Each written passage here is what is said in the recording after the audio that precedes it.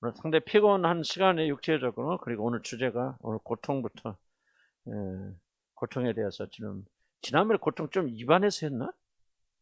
시작을 했었는데 입안에서 오후반 했었어요? 그렇구나. 오전반은 아니었다고 그러더라고요. 거꾸로 생각해. 굉장히 어려운 주제예요. 그렇습니다. 제가 아까 점심에 우리 식당 쉬니까 집에 가서 딱 먹고 왔는데 그때 그 그러니까 그 네팔 선교사님한테 연락이 왔다. 내가 이제 교재 보내라 받았다. 그러면서 너무 고맙다 그러면서 선교 와서 어디를 가르치든지 핵심적인 주제가 고난을 이야기해 나눌 수가 없는데 너무 큰 도움이 된다고 그러면서 메일 짧게 보내주셨더라고요. 그래서 근데 해보니까 상당히 어렵더라고요. 말이 어려운 게 아니고 정말 이게 굉장한 저항이 있고요. 좀 그런 거죠. 그래서 주님께 힘을 주시고 중간중간 좀 피곤하면 좀 쉬고 커피도 좀 드시고 그렇게 하시기 바랍니다. 자, 갈라디아서 볼까요? 갈라디아서 우리가 2장 끝났는데요. 2장 다시 한번 조금 뒷부분을 조금 우리가 해야 될 것 같아서 19절부터 21절까지 우리 다시 읽고 그 다음 3장으로 넘어가겠습니다. 갈라디아서 3장 18절, 19절, 20절. 자, 우리가 제대로 읽는 목적 뭐냐면은 습관을 들이고 또 여러분이 스스로 이걸 해석할 수 있도록 좀 도와드리는 겁니다. 주석책 많아요. 그래서 이게 무슨 뜻이다 알려준 책 많이 있는데 그런 책은 절대 주석 보지 마시. 난 주석책 일체 안 봅니다. 사도행전 할 때는 칼빈 주석만 조금 참조했고 그렇긴 한데 왜 안 보냐면은 다른 사람이 발견한 하나님을 우리가 만나면 안 돼요. 내가 하나님 만나야 됩니다. 그래서 충분히 우리 성도들이 요령만 잘 설득하고 훈련이 되어지면은 스스로 성경을 읽고 그 성경을 통해서 하시는 성령 음성을 들을 수 있다. 저는 그렇게 생각이 되어져요. 어렵지 않아요. 그래서 여러분 성경 묵상할 때는 반드시 쉬운 성경으로 읽어야 됩니다. 일본 철칙입니다. 뭐 현대에 있는 성경 같은 거 크게 번역에 어려움이 없어요. 사실은 번역이 제일 잘 된 거는요. 놀랍게도 공동 번역입니다. 공동 번역은 그 카톨릭이 쓰는 번역이고 내가 안 써요. 안 쓰긴 하지만 이 번역을 제가 비교할 때 볼 때 가장 원문에 충실하게 번역한 게 공동 번역이에요.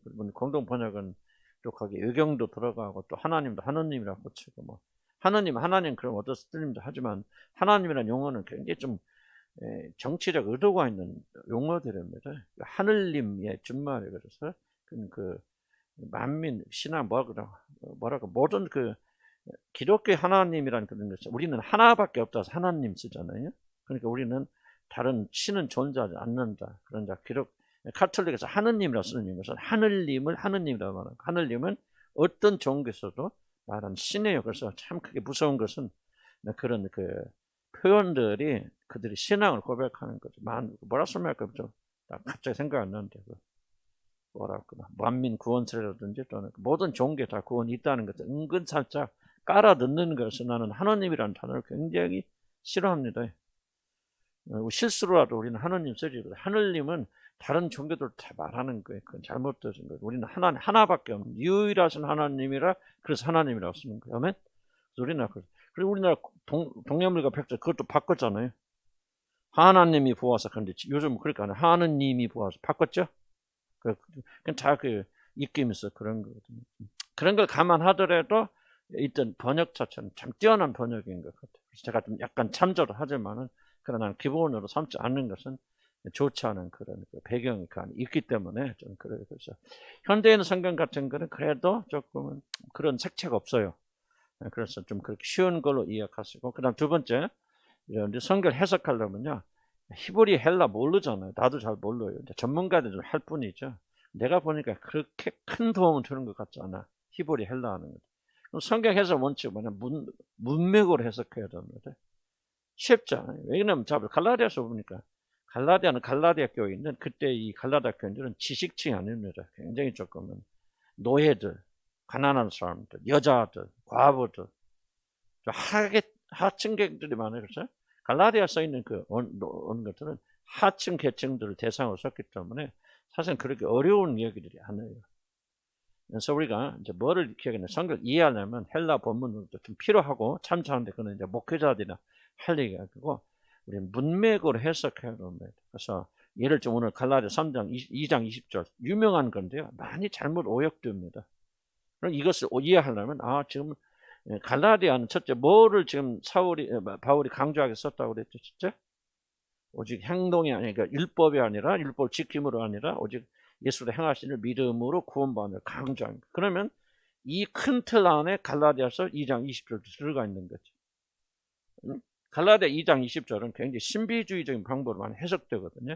우리 안에 그리스도 계시다는 것은 좀 황홀경 느끼고 막 그한 어떤 이제 내면에 계신 그리스도인데 그거는 잘못된 해석이다. 왜? 전체적인 해석이 지금 율법이냐 믿음이냐 이걸 지금 강조하고 있으니까 이 부분 안에 갈라디아 2장 20절도 그렇게 말하고 있다. 그리고 갈라디아 2장 20절을 이해하려면 18절, 19절 앞에 있는 것들이 무엇에 대해서 말하고 있는가를 이해하셔야 돼요. 그 범위 안에서 20절이지. 이렇게 좀 해다가 뭐 어렵잖아요. 이렇게 좀 지금 이런 말하다 보면 저 사람 왜 뜬금없이 저 말해? 뭐 이런 말 하잖아요. 도대체 그러면서 우리가 뭐 콘텍스트를 생각하잖아요.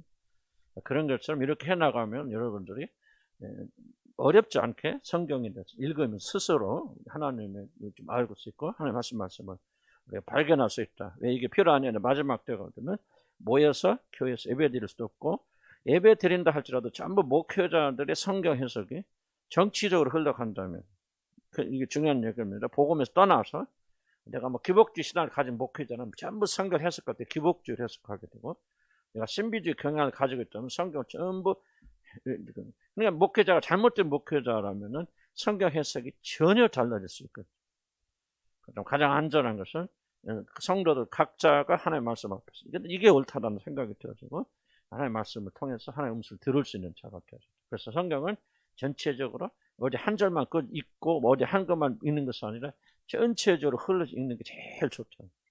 흐름이 있다. 성경은 흐름이 있고 큰 주제가 있다. 그리고 그 주제 안에서 갈라디아를 읽고 야고보서는 뭐였어요? 야고보는 아무래도 이게 갈라디아가 저는 문제점이 있죠. 문제점 갈라디아가 문제가 아니라 갈라디아서 읽으면 그래 오직 우리는 행위가 아니고 믿음으로 구원받아 행한 아무것도 소용이 없는 거야. 그럼 이제 그 다음에 자연스럽게 나오는 것은 그렇다 우리가 뭐 잘 믿으려고 애쓰고 발버둥 칠 뭐가 있어. 일단 믿음으로 구원받았으니 그때부터는 우리들이 어떤 죄를 지어도 상관은 없는 거야. 내 멋대로 살아도. 그래서 구원파가 나오거든요. 그리고 그 당시에도 그런 구원파들이 굉장히 많이 장악하고 있었어요. 그러니까 야고보가 볼 때는 이거 아닌데 바울이 갈라디아 썼을 때는 이런 목적을 쓴 것은 아닌데 사람들이 이렇게 변해져 나가니까 이제 그거를 방지하기 위해서 이제 야고보가 또 말하는 거죠. 믿음은 죽은 그렇게 하는 게 아니다. 행함이 없는 믿음은 죽은 믿음이죠. 믿음 홀로 역사하는 게 어디가 있는지 믿음은 행함과 같이 나가죠. 물론 야고보는 결코 행함으로 구원받는 그런 말 한 것이 아니고 믿음과 행함이 분리가 된다면 그때부터 죽은 믿음이다. 그걸 말하는 것이. 그래서 온전한 믿음은 믿음으로 구원받지만은 그 믿음은 항상 뭐가요? 그 올바른 믿음을 가진 사람은 반드시 뭐가 나오냐? 올바른 행함이 나온다. 행함이 없다는 무슨 말이냐?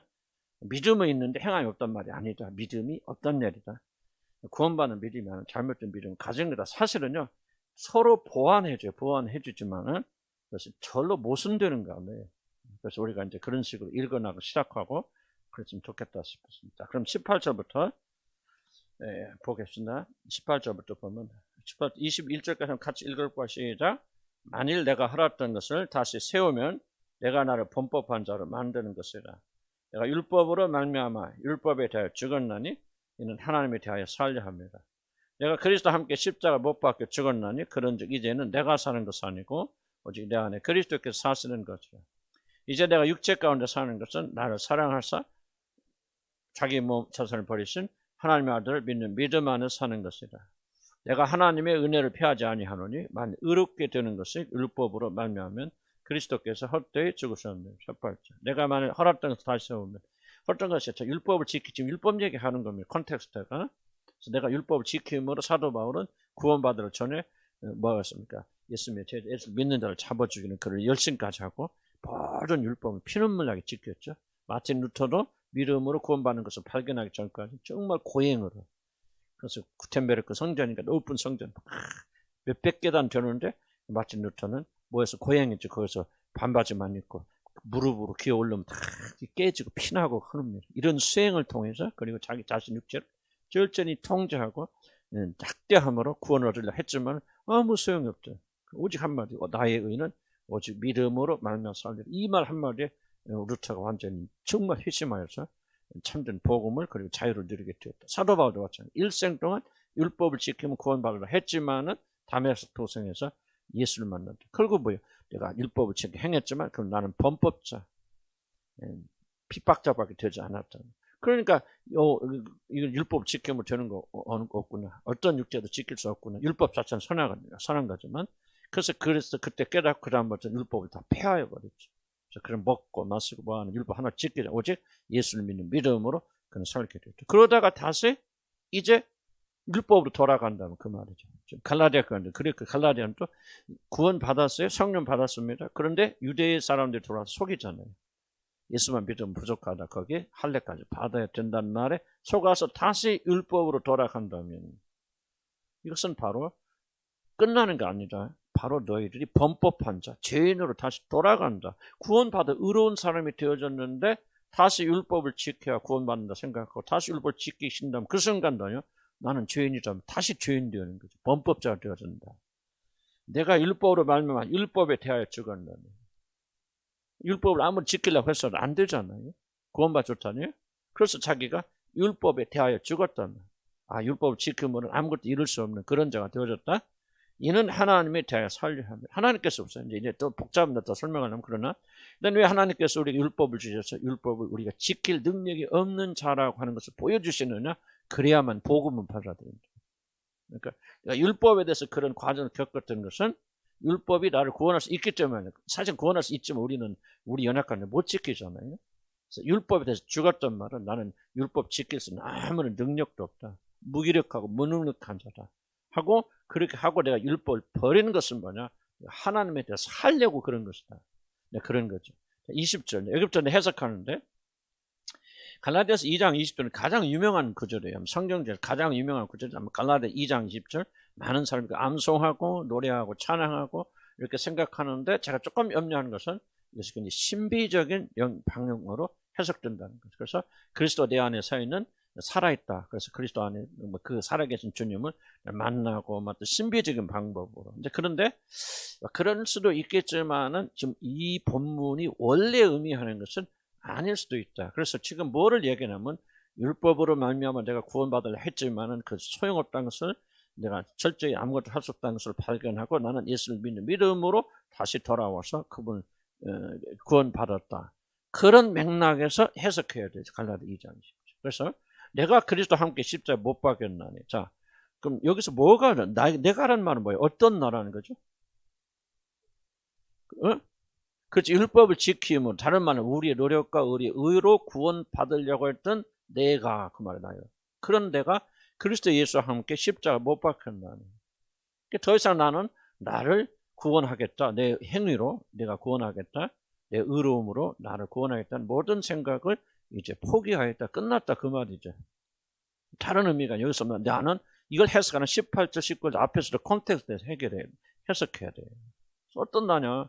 율법의 의를 지킴으로 구원을 받으려고 하는 나는 예수 그리스도와 함께 십자가를 못 박혔다. 예수님이 죽을 때 나도 죽게 되어졌다. 근데 여기서 중요한 단어는 뭐냐면 죽었다고 말하지 않고요.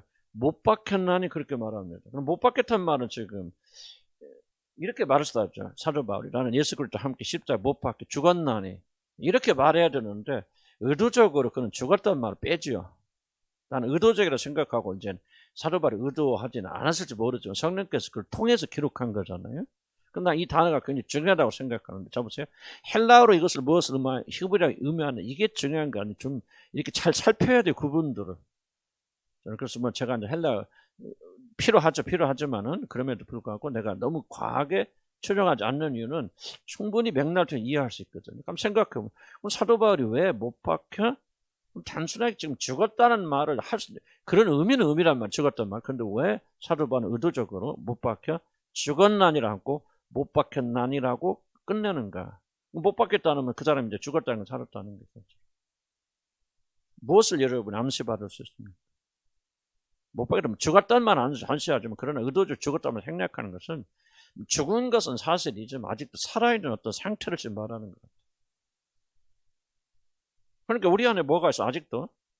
아직도 내 노력과 내 의로 율법 지킴으로 또 행함으로 구원을 이루려고 하는 육신적 자아가 우리 안에 살아있단 말이에요. 자, 못 박혔나니 그럴 때 우리는 그냥 쉽게 생각합시다. 그 그림만 그려보세요. 그럼 못 박힌 사람 뭐 합니까? 발버둥 칠 거 아니에요? 살려고? 하지만은 못 박혔으니까 거기서 내려올 수 있어 없죠? 내려올 수 없죠. 그러니까 우리에게 어떤 의미에서 육신의 노력으로 살고 율법 지키고 행함으로 살려고 한 육신적 자아는 아직도 강하게 남아 있지만은 예수를 믿는 자들은, 예수 죽으심을 믿고 예수 부활을 믿는 자들은 예수와 함께 십자가 못 박혀 있단 말이죠. 이 상태. 그러니까 더 이상 뭐 한다는 거예요. 그런 자아가 있음에도 불구하고 나를 주장하지 못한다. 지금 내가 율법으로 행함으로 구원을 얻으려고 하는 내가 존재하긴 존재하지만은 난 예수를 나의 구주로 받아들이는 순간 나는 그런 자아는 십자가에 못 박혀 이렇게 묶여 있기 때문에 그런 자가 내 안에서 활동할 수 없다. 그런즉 내가 사는 것이 아니다. 못 박혔으니까. 왜 사는 것이 아니라고 합니까? 살려고 하는 것이 없다면 이러면 할 필요도 없죠. 예수 믿는 순간 이 모든 자아가 다 처리되고 끝난다 그러면 사실 이런 거 다 말할 필요가 없죠.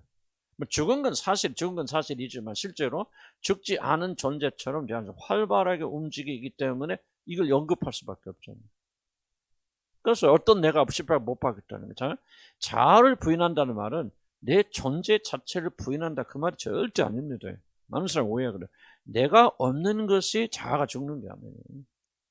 우리는 많이 혼돈하거든요. 아니에요. 내가 죽지 않습니다. 자아가 죽는다. 어떤 자아가 죽느냐? 이거 봐서 율법으로 구원을 얻으려고 내 행위로 그리고 구원을 얻으려고 하는 그런 자아가 십자가 못 박혀 달려있다는 얘기예요. 그런 것이 나의 개성이나 나의 판단이나 나의 여러분 성품이나 성질이나 이런 것들이 누가 나한테 욕해도 아무것도 느끼지 않고 그게 죽은 게 아니라는 거죠. 그런 욕을 들었을 때 어떻게 하면 내 자아가 활발하게 살아나서 대항해서 저 사람을 그냥 무너뜨릴까 하는 그런 자아가 죽었다는 얘기지.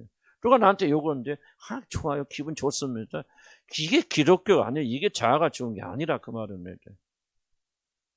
그러니까 아무것도 안 하는 게 죽은 것이 아니고 적어도 내가 노력과 율법을 지키고 행위로 구원을 얻으려고 하는 내가 십자가 못 박혀 죽었다. 그런 적이잖아요. 뭐 이게 앞에 것이 뭐예요? 조건절이라는 거죠. 그런 적이라는 말은. 그렇게 됐기 때문에 그 말입니다. 십자가에 못 박혔기 때문에 이제는 그 말이에요. 그럼 이게 안 되면 어떡한다는 거예요? 이제는 이란 말 쓸 수 없죠. 너 밥 먹었어. 그래, 밥 먹었어. 이제는 먹었더니 밥 안 먹었어. 그러나 이제는 이렇게 말 못하죠. 문법에서. 그렇죠? 이제는 이라는 말 쓸 때는 앞에 행위가 완료됐다는 걸 말하죠. 이해가요? 국어 학교에서만 배웠지? 완료됐어. 그러니까 누구만이 내가 사는 것이 아니고 그리스도께서 내 안에 사는 것이 가능합니까? 자아가 십자가 못 박힌 사람들만이 못 박혔기 때문에 이제는 뭐를 체험할 수 있습니까? 오직 내 안에 그렇게 사시는 거죠. 자, 이걸 신비주의적으로 해석하면 안 된다는 것이 왜냐하면 많은 사람들은요 지금 문법적으로 보지 않고 신비주의로 해석하면 그냥 내가 예수 그리스도가 내 안에 사신다 하는 것만 강조하다 보니까 뭐게 됩니까? 황홀경을 느낀다든지 뭐 하나 신비한 쪽으로 예수님이 내 안에 있다는 것을 체험하게 되어주면 그게 예수가 내 안에 사는 거라고 생각하는데 성경 읽으면 전혀 그게 아니라는 거죠. 전혀 그게 아니라는 거죠. 내가 네 노력으로 내 힘으로 구원을 받으려고 하는 얻으려고 하는 그런 육신적 자아가 십자가 못 박혀 죽었다면은 그게 완료가 되었다면은 이제부터 예수 그리스도가 너희 안에 사신 일이 시작된다. 오히려 굉장히 어떤 신비적인 의미가 아니라 실질적인 그런 이유거든요. 그러면 왜 여러분들이 그리스도 예수가 여러분의 사시는 걸 체험하지 못합니까? 왜 그러죠? 그렇지, 죽지 않았죠. 근데 사실 죽는 건 불가능하죠. 안 죽어요. 그래서 현실적으로 말하는 거 십자에 못 박아서 그런 나를 십자에 못 박아서 발버둥 치면서라도 빼달려서 막 뛰어내려 하지만 뛰어내릴 수 없는 그런 상태. 이걸 여러분 죽었으면은 여러분 아무 갈등 없어야 되죠. 물론 난 죽었다는 말 영적 큰 차원에서 맞는 말이에요. 맞는 말이지만 그게 실제적인 차원에서 여러분 언제 죽었고 끝났다면 갈등 없어야 돼요. 갈등 있잖아요. 그죠? 여러분 자신을 중심에 놓으려고 하는 여러분 노력과 힘으로 구원을 하려고 하는 왜 그게 활발하게 살아있죠. 그러나 그때마다 그런 자를 십자가에 못 박아버리고 꼼짝 못하게 눌러놓고 어떻게 하든지 그렇게 하고 그러면 이제는 내가 사는 것이 아니라, 못 받겠으니까 지가 살려고 발버둥 칠 거 아니에요. 그림 그려보세요. 죽은 게 아니고 십자가 못 박으면 가만히 있으면 내려가려고 발버둥 칠 거 아니에요. 그러나 이제는 이제 이렇게 못 받겠으니 내가 아무리 떠들어도, 아무리 내가 주장해도 뭐 하는 거야? 이제는 더 이상 내가 살 수가 없다. 못 받겠습니까? 그럼 무엇을 안 받기면 어쩔까요? 이제 내가 사는 거죠. 그때부터 그리스도가 우리한테 사시는 건 불가능하지. 오직 내 안에 그리스도께 사시는 것을. 이걸 신비적인 언어로 보면 안 됩니다. 내 안에 사신다는 다 이것도 잘 이해하려면요. 내 안에 그리스도께 사신다는 말은 무슨 뜻입니까? 난 이렇게 해석합니다. 신비적 의미가 아니고 이제 더 이상 나는 율법을 지킴으로 구원을 얻으려고 하는 나는 이미 끝나고 오직 예수 그리스도와 그분이 행하신 일을 믿음으로 구원받는 이 길에 들어왔다는 것을 나는 이렇게 사도 바울이 표현했다고 생각합니다. 이게 컨텍스트에 맞는 해석이에요. 그리스도가 사신다는 것은 막 신비적으로 그분께서 오셔서 막 주장은 주고 맞는 주장하고 그런 맞는 말이지만 그러나 그것들 막 내 안에서 막 그분이 나와 함께하는 어떤 걸 느껴지고 뭐하고 좀 그런 걸 말하는 게 아니고 나는 이제 단순하게 나는 내 율법으로 구원받으려 했던 나는 십자가 끝나서 끝나버렸고 이제 나는 오직 예수 그리스도를 믿음으로 구원받는 그 길을 들어왔다. 그거를 나는 이렇게 지금 표현하고 있다 생각이 들죠. 그러니까 신비적으로 해석하면 구원, 나는 지금 콘텍스트는 뭐였죠? 믿음으로 구원받는다는 얘기를 지금 하고 있거든, 사도 바울이. 거기에서 안 벗어나고 있는 거예요, 사도 바울이. 그러니까 이제 율법으로, 내 의로, 내 행함으로. 나는 여러분들 이걸 왜 굉장히 많이 도전받아야 되나? 아직도 저와 여러분은 이 함정에 빠질 수도 있다는 거예요. 길 열심히 하고, 뭐 다 좋아, 다 좋은데, 혹시라도. 여기 뭐 행위를 올바로 하고, 뭘 함으로. 그러니까 여러분 의지라는 게 굉장히 중요한 부분인데 의지가 결코요 믿음 앞서서 나오면 그건 잘못된 거예요. 믿음의 결과로서 의지가 와야 되는데 많은 분 적지 않은 분들은 믿음 앞에 의지가 와서 난 이게 올바른 길이 이렇게 살아갈 거야. 뭐를 결정하고 의롭게 사고 올바르게 사는 것을 여러분 그냥 여러분 의식하진 않지만 여러분 무의식 속에서는 이것을 여러분 자신을 구원하기 위해서 그렇게 삽니다. 지금 그런 걸 말합니다. 저와 여러분도 이런 함정에 굉장히 빠져들어갈 수 있죠. 근데 뭐를 이렇게 아직도 여러분 내가 내 스스로 힘으로 율법을 지킴으로 의롭게 행함으로 구원 얻으려고 하는 자아가 십자가 못 박히지 않고 그 자아가 살아있기 때문에 그리스도가 여러분 안에서 사실은 오직 그리스도 한 분만 붙잡고 의지함으로 구원받는 이 길을 선택하고 있지 못하는 거죠. 그 자신 못 박힐 걸 믿고 그러면 그때부터 뭐냐 나에게는 아무런 소망도 없고 힘도 없어. 오직 주님이 행하신 일을 내가 믿고 의지할 때 그래서 주님 앞에 간절히 그분을 의지하게 되죠. 그래서 그것이 바로 우리 의지에 영향을 줘야 되는데 거꾸로 도취해가지고 이 믿음이 아니라 내가 올바른 길을 할지라도 내가 이렇게 해야 돼. 사도 바울은 여러분 죄 짓는다고 그래서 그렇게 아니잖아요. 사도 바울은 이것이 하나님 위한 길로 생각하고 이것이 구원의 길인 줄 알아서 예수 믿는 자들 잡아 죽이라고 했던 거예요. 우리도 충분히 그럴 수 있다고 하는 거죠. 그래서 그렇게 내 힘으로 구원 얻으려 모든 것을 자의식도 못 박으면 그때부터 내가 살 수 있는 길은 예수 그리스도 믿는 믿음밖에 없다. 이게 그 뜻이지. 그분이 어떤 신비한 바 내 안에 계셔서 우리 황홀경에 빠지고 들어가면 그분이 막 내 안에 계시는 것을 느낄 수 있고 볼 수 있다. 감정적으로 신비적으로 느낄 수 있다. 나는 전혀 그런 차원의 말이 아니라고 나는 확신합니다. 이해하세요? 그래서 이거는 컨텍스트로 해석하는 말 내가 자꾸 그 말을 하고 있는 거죠. 이제 내가 육체 가운데 사는 것은 육체 가운데 사는 것은 어렵게 해석할 거 없어. 그냥 우리가 사는 것, 내가 사는 것은 그 말을 육체 가운데 산다 그렇게 표현하는 거예요. 나는 그렇게 생각해. 육체 가운데 사는 거 거기다 특별히 막 의미를 부여하면 안 돼요. 성경에 말하지 않는 것 이상 의미를 붙이는 건 사견이에요. 이 계시를 봅니다. 내가 너에게 본 것을 더하는 거나 감하는 자, 빼는 자에게 저주가 있을 거라고. 그러니까 우리는 더하기 쉽죠. 육체를 막 가지고 그러다 막 해석을 해서 덧붙이면 그건 더하는 거죠. 근데 잘 생각해 보면요. 내가 육체 가운데 사는 것은요. 그냥 표현해요. 내가 사는 것은 그 말이에요. 내가 이제 사는 것은 나를 사랑하사 나를 위하여 자기 자신을 버리신 하나님의 아들을 믿음 안에 삽니다. 그러니까 더 이상 내가 사는 것은 율법을 행함으로 지킴으로 구원받으려는 그 잘못된 것들 사는 것이 아니다. 나의 구원은 전적으로 하나님의 아들 예수 그리스도에 달렸다는 사실을 믿고 그분과 그분이 행하시는 믿는 믿음으로 내가 사는 거다. 그 믿음이 나를 살렸다. 그걸 지금 여기서 강조하고 있는 거죠. 지금 여전히 뭐를 얘기하고 있냐? 율법과 믿음에 대해서 지금 강조하면서 갈라디아서 2장 20절 말하고 있는 거예요. 이해가시죠? 무슨 말인데? 그러니까 우리가 그걸 이해하려면 정말 이게 중요하다고요. 성경 잘못 해석하면 성경이 정말 전해주는 것도 왜곡되는 그런 방식으로 우리가 이해하게 되고 하나님 주시는 그 은혜를 놓칠 수가 있지 않습니까? 왜 그러냐면 저와 여러분 지금도 아직도 율법과 믿음 사이에서 지금 방황하고 있기 때문에. 난 예수 믿어서 다 구원받았다. 구원받는지 모르겠지만 여러분이 참된 믿음 안에 거한다 그렇게 말하면 안 됩니다. 상당히 많은 부분 속에서 오해할 수 있고 잘못된 길을 갈 수 있다는 거죠. 하나님의 아들 믿는 믿음 가운데 사는 것이라 나를 살리는 것은 내가 사는 것은 행위가 아니고 율법이 아니라 바로 하나님의 아들 그리고 그분께서 이렇게 그러면 그 하나님의 아들의 행위를 뭘 압축한 게 이거예요. 앞에서 나를 사랑하사 자기 자신을 버리신 하나님의 아들 나를 사랑하사 나를 위하여 자기 자신을 버리신 하나님의 아들을 믿는 믿음 안에서 사는 것입니다. 그래서 예수님의 구원사의 핵심이 뭐냐 하나님께서 자기를 버리신 나는 지금 계속해서 토요일 오늘 아침에도 새벽 1시 반쯤 난 그때 일어나서 기도만 비몽사몽에 기도하면서 정말 내가 씨름하고 있는 게 뭐냐 하나님 정말 이 성육신의 비밀을 어떻게 깨닫냐 나 같은 죄인을 구하기 위해서 하나님이 사람을 몸을 입고 내대 난 이게 여러분 진짜 깨닫기 시작하고요 여러분 이거를 가슴에 와 닿기 시작하고 나는 여러분 전체 삶이요 정말 뭐랄까 감사와 감격과 찬양으로 이런 그냥 눈물 콧물 안 흘리는 게 이상한 거죠. 자 보세요. 하나님 하신 뭐예요? 구원했다 뭐였다 다 좋아요. 그러나 도대체 뭐예요? 하나님이 하신 일, 예수 그리스도 하신 일 한마디로 말하면 뭐예요? 나를 사랑하사 자기 몸을 나를 위해서 버리셨다. 이게 지금 이 복음을 한마디로 핵심하는 거예요. 이게 굉장히 놀라운 거예요. 사도 바울이 이렇게 교리에 등하고 교리를 가르치신 분이 지금 구원을 한마디로 말하잖아요. 나를 사랑해서 자기 몸을 나를 위해 자기 몸을 버리신 그 아들을 믿는 거예요.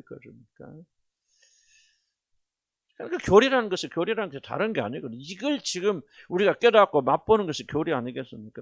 성육신의 교리가 됐다. 그 자체가 우리가 알아서 설명 이게 중요한 것이 아니라 그 교리 안에 있는 유부지 똑같죠. 하나님 사람이 됐다 뭐예요? 하나님께 나를 사랑하사 자기 몸을 버리신 성육신이 그거 아니죠. 그러니까 하나님의 그 놀라운 사랑 때문에 행하신 그 일을 믿는 믿음으로 사는 것이라. 나는 내가 율법을 지키고 행하고 내가 의로워져서 할 수도 없지만 그런 것으로 살 수 있는 것이 아니다. 내가 오직 사는 것은 하나님의 아들께서 나를 얼마나 사랑하셔서 하나님의 자리를 버리시고 사람이 되셔서 나를 위해 죽으셨는가 이 복음 핵심이죠. 이것을 믿는 믿음으로 나는 살게 돼요. 율법의 삶에서부터 저주받는 삶이 할 수 없어요. 노력했지만 다 쓸데없죠. 그러나 이것을 벗어나서부터 어떻게 내가 참된 믿음 속으로 들어오게 되어줍니까? 그래서 여러분 기독교 복음을 이해한다는 것은 바로 이런 거예요. 지금 사도 바울이 쓰는 용어들 잘 이해해 보시면은 왜 이런 말을 쓸까? 나는 한마디도 적어도 사도 바울의 서신서에서는 물론 여러 자기 약점도 표현하고 감정도 표현하고 그러지만은 그러나 이 말씀 한마디 그냥 우연히 그냥 이렇게 되어진 건 없다. 사도 바울은 이걸 계획하지 않고 썼을지 모르지만 그를 주도하신 성령께서 사도 바울을 통해서 이 안에 자기도 모르는 사이에 배어나오잖아요. 복음이 뭐냐. 무엇이 믿음이냐. 나를 사랑해서 자기 몸을 버리신. 그러니까 믿음 보세요. 하나님 아들이 사람이 어디셔서 죽으시고 부활하시고 그래서 내 죄가 용서됐고 전부 깬다고 합시다. 그 안에서 여러분이 이 하나님의 사랑, 나를 사랑해서 자기 몸을 버리신 이 하나님의 사랑을 느끼지 못한다면 복음 껍데기만 여러분 받아들이는 거죠. 이해가세요? 그러니까 사도 바울은 왜 사도 바울의 삶에 그런 급진적인 놀라운 변화 일어납니까? 사도 바울을 변화시킨 게 무엇입니까? 복음의 교리는 맞죠, 보여는 맞지만 그러나 과연 그가 어떤 도식으로 이렇게 깨달아서 변화가 됐으면 지식이 움직이게 돼서 아니죠. 그는 뭐를 맛본 겁니까? 나를 사랑하사 자기 몸을 버리신 하나님의 아들을 그가 만났죠. 이것이 그 사도 바울을 변화시켜 나가는 거예요. 무슨 말 이해가요? 복음은 잘 이해하셔야 돼요. 그래서 우리가 그 하나님을 만나고 그 아들을 만나고 그 아들 만남으로 변화되는 거죠. 그런 것은 아무것도 사랑이 뭔지 알지도 못하고 느끼지도 못하고 감사도 감격이 없으면서 여러분 우리가 진리를 선포하고 진리를 듣고 배운다고 해서 이런 변화됩니까? 천만의 말씀입니다. 그래서 이런 글들을 잘 이해할 필요가 있다. 내가 하나님의 은혜를 피하지 아니하노니 만일 어렵게 되는 것이 율법으로 말미암으면 그리스도께서 헛되이 죽으셨느니라. 지금 여전히 뭘 말하고 있죠? 율법과 복음의 길을 믿음의 길을 말하고 있는 거죠. 그러니까 갈라디아 2장 20절도 어떻게 해석해야 돼? 율법과 복음의 대결 상태에서 우리가 이해를 해야죠. 신비주의 방식이 아니고. 그러죠? 그래서 우리가 믿는 믿음. 시간이 없으니까 좀 앞에 시간은 뒤에 몇 줄까지 했는데 또 오늘 또 제가 추석 잘 지냈냐 뭐하다 이렇게 이해하고 또 좋은 얘기도 나오니까 또 이렇게 길어진 것 같아서 오늘 여기까지 합시다. 자, 기도합시다. 아니 우리가 기도한 좀 오전과 오후에 다 똑같은 거 해도 좀 메시지는 굉장히 달라질 때가 많아요. 저도 깜짝 놀랄 때가 있는데 많이 달라집니다. 제가 원고를 안 하니까 그냥 주시는 대로 해나가니까.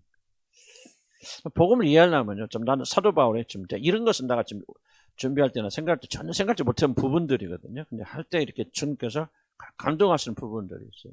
복음의 핵심이 뭡니까? 복음을 지금 여기서 적나라하게 사도 바울이 설명하고 있죠. 이 글에 납축됐습니다. 나를 사랑하사 나를 위하여 자기 자신을 버리사 하나님 앞에 이걸 믿는 것이 복음을 믿는 것. 그래서 몇 가지 단어들이 등장합니다. 중복된 단어들, 나를 사랑하사 나를 위해 나라는 자신이 그렇죠? 자기 자신을 버리신 하나님 앞에 사랑이라는 것이 나를 사랑하사 자기 자신을 포기하시고 지난번 배웠지 양도하시고 그 하나님을 아들을 믿는 것이 믿음이고 이것이 우리를 하여금 구원으로 이끌게 되어준다. 그래서 우리는 한번 기도합시다. 우리 복음을 이야기하시고 복음 안에 있는 생명 엑기스 모양을 보자. 우리가 어떤 채소나 과일을 먹고 고기를 먹는다 할지라도 모양은 그렇지만 이것이 우리 안에 들어오면은 그 융화돼서 어떤 엑기스가 남죠. 그 엑기스가 지금 이게 사도 바울이 말하고 있는 겁니다. 어떤 형태를 전해든지 핵심이 뭐냐? 나를 사랑하사 자기 몸을 버리신 하나님의 아들 그 사랑을 믿는 이 믿음이 우리를 참된 구원으로 이끈다. 그래서 이 시간에는 이 복음을 깨닫게 해서 알게 하시고 이 엑기스를 우리가 받아들이는 그런 자가 되게 해주시라고 우리 주여 한번 부르고 기도합니다. 주여 아버지 하나님 우리 사도 바울이 만났고 아버지 사도 바울이 변화시켰고 우리 많은 사람 변화시켰던 복음의 엑기스 복음의 중심 아버지 하나님 나를 사랑하사 자기 몸을 버리신 하나님의 아들을 믿는 믿음 이 간단한 문장 속에 들어있는 복음의 중심적인 메시지를 제가 알 수 있도록 한 도와주시고 아버지 맛볼 수 있도록 주님 도와주시라 우리 간절히 바라고 원합니다. 우리 성령만이 일하실 수 있고 내가 이 복음의 핵심과 엑기스를 내가 배대로 맛보지 못하는데 나는 복음을 알지 못하는 걸 다시 기억합니다. 아버지 아무리 복음을 가르치고 진리를 가르쳐도 그 안에 우러지는 하나님의 아들 나를 사랑하사 자기 몸을 아낌없이 버리신 이 놀란 사랑을 깊이 깨닫는 죄들 저도록 하나님 인도하여 주시기 바랍니다. 아버지 우리 마음을 열어주시고 우리 마음의 문을 열어주셔서 오늘 정말 이것을 깨닫도록 도와주시라 우리 간절히 바라고 원합니다. 주여 무엇이 복음입니까? 사랑이 복음이 아닙니까? 우리 예수 그리스도께서 나를 사랑하셔서 자기 몸을 버리시고 모든 걸 포기하셨던 것이 아버지 복음이 아닙니까? 주여 믿음을 주셨죠. 이 복음을 믿도록 도와줘서 이 복음이 단순히 우리 머리가 아니라 우리 전 삶을 변해시 회개시키는 아버지 변화시키는 놀란 축복이 있도록 하나님 인도하여 주시기 바랍니다. 아버지 나는 이 복음의 정서보다 아버지 복음을 설명하고 아버지 가르치는 것을 좋아했지만 그러나 그것이 사람을 변화시키지 않는다는 것을 깨달았습니다. 아버지 우리를 사랑하사 자기 몸을 버리신 하나님의 아들 이 아들 믿는 이 믿음으로 우리가 구원받게 된 줄 압니다. 주여 결단거리가 놓치지 않냐 복음의 진수 엑기스 아버지 어떤 형태를 가지고 있든지 그것을 뭉쳐지는 그런 부분들 아버지 하나님의 아들을 믿는 믿음을 가지고 사랑 안에서 우리를 사랑하사 자기가 원했던 이 하나님을 만날수록 도와주시기 바랍니다. 깨닫기 원합니다. 참으로 변화되기 원합니다. 참으로 그리스도의 복음 안에 있는 하나님의 놀란 사랑을 깨닫게 되는 죄를 되게 한다 하시고 복음의 진수를 맛보고 들이키는 죄를 되도록 하나님 인도하여 주시기 바랍니다. 복음의 생명 우리 안에 임하게 복음의 생명 우리에게 전해주고 헌개하는 그런 역사들 하나님 도와주셔서 아버지 정말 주님을 향해 내는 그런 믿음을 충만케 된 역사들 하나님 인도하여 주시라 우리 간절히 바라고 합니다. 복음의 생명을 받아들이는 그런 역사들을 인도하여 주시옵소서 예수 이름으로 기도합니다. 아멘. 다시 한번 내가 그리스도와 함께 십자가 못 박혀 죽었다는 사실 어떤 나 율법으로 행함으로 내 의로움으로 하나님 앞에 서려고 하는 이것이 여러분 무의식에 있을지라도 이게 십자가 못 박히지 않으면 결코 그리스도가 여러분의 사시는 것을 체험할 수 없습니다. 많은 사람이 구원받고 여러분 주님에서 열심히 일하고 헌신하지만 내가 지난주에 강조했지 않습니까? 어떤 사람이 주님 알기 가장 어렵습니까? 모태신앙으로서 의로운 자들은 주님 알기 부자들이 천국 가는 것보다 더 어렵습니다. 내 말 가볍게 여기지 마시기 바랍니다. 내가 그리스도와 함께 십자가 못 박혔다는 사실을 인지하지 못하면 내 의로는 내 어떤 행위로도 나를 구원할 수 없다는 사실을 뼛속 깊이 여러분께 깨닫지 못한다면 그리스도가 여러분의 의가 되는 일을 체험하기 굉장히 어렵게 되어집니다. 이제부터 내가 주님 내 안에 사시구나. 오직 주님이 행하신 일을 붙잡고 그분만을 의지하며 구원받는 이 길을 들어가기 소원합니다. 그러기 위해서 내 의와 내 노력으로 구원을 얻으려는 모든 것들이 십자가에 못 박히도록 도와주시고 축복해 주시옵소서. 주여 한번 기도합니다. 주여 아버지 오늘 가르친 말씀 잘 기억할 도와주시기 바랍니다. 성경 말씀만이 진리고 성경 말씀만이 가장 정확한 진리입니다. 아버지 그리스도 내 안에 사시는 일을 체험하지 못하는 것은 내가 그리스도와 함께 내 힘과 내 노력으로 율법 지킴을 구원받은 내 모든 자아가 십자가에 못 박히지 않았다는 것을 다시 한번 고백합니다. 주여 이것이 못 박혀서 아버지 내가 절대 아무것도 할 수 없는 내 자신을 고백하게 되어질 때 그때 비로소 예수를 믿는 믿음으로 고만한 이 놀라운 진리가 내 안에서 역사하게 될 줄로 믿습니다. 아버지를 가볍게 여기지 않기 바랍니다. 아버지 우리가 정말 못했으나 가지고 아버지 의로운 길을 걸어왔던 사람들 아버지 하나님 내 의로움으로 구원을 얻으려고 하는 이 뿌리 깊은 생각이 우리 안에 자리 잡고 있다는 사실을 겸허하게 인지할 수 있도록 도와주시고 아버지 고백할 수 있도록 도와주실 아버지 간절히 바라고 합니다. 주님 내가 어떤 삶을 살도 어떤 노력을 하여도 어떤 윤리적 도덕적 성경적인 삶을 살아도 결코 이것은 나를 구원할 수 없다는 사실을 주님 고백하는 죄를 될수록 하나님 도와주실 아버지 간절히 바라고 합니다. 내가 의로움으로 살려는 것, 내 행위를 앞서려고 하는 사람들, 내가 무엇인가 선한 일을 향해서 나를 구원하려고 하는 모든 생각들 십자에 못 박겠습니다. 아무것도 할 수 없고 노력해도 안 되고 정말 저는 아무리 죽었다 깨나도 주의 법 지킬 수 없는 자이고 주를 의로움을 받을 수 없는 자라는 사실을 다시 한번 개입해 생각하고 고백하면서 이제 모든 나의 의는 주님을 믿는 것밖에 없다. 주님이 행하신 일을 받아들이는 것밖에 없다는 사실을 아버지 믿음으로 받아들이는 저희들 될 수 있도록 하나님 인도하시고 주님 축복하여 주시라 아버지 간절히 바라고 원합니다. 주여 그래서 오직 나는 하나님의 아들 믿는 믿음 안에 살게 해주시기 바랍니다. 믿음으로 살게 하는 행위가 아니라 아버지 믿음으로 살게 하시고 내 의로움은 믿음으로 제가 원합니다. 그래서 우리 안에 기쁨이 있고 즐거움이 있고 감사함이 있고 감격이 있고 아버지 하나님 우리가 행위가 다르고 우리 죄의 의리로 살게는 참 감격이 있도록 하나님 인도하여 주시라 아버지 간절히 바라고 원합니다. 우리 복음을 이야기해서 복음으로 사는 자가 되어서 인도하여 주셔서 아버지 깊이 찬송하는 그런 자를 되도록 하나님 인도하여 주시라 아버지 간절히 바라고 원합니다. 그리스도께서 헛되이 죽지 않도록 도와주시고 함께하여 주시옵소서. 예수 이름으로 기도합니다. 하나님 우리가 복음을 이해하되 복음의 진짜 성경이 가르친 대로 이해하도록 도와주시고 우리 안에 참된 그래서 해방이 있고 자유함이 있도록 인도해 주시고 우리라도 혹시라도 그리스도와 함께 자기 자신의 힘과 노력과 의지로 구원을 얻으려고 하는 그런 의지가 다 주님과 함께 십자가에 못 박히고 참으로 예수 그리스도를 믿는 믿음 하나로 살아가는 참된 옳은 출발이 있도록 인도하여 주옵소서. 예수 이름으로 기도합니다. 화장실 다녀오시고요. 프린트 다 받으셨어요?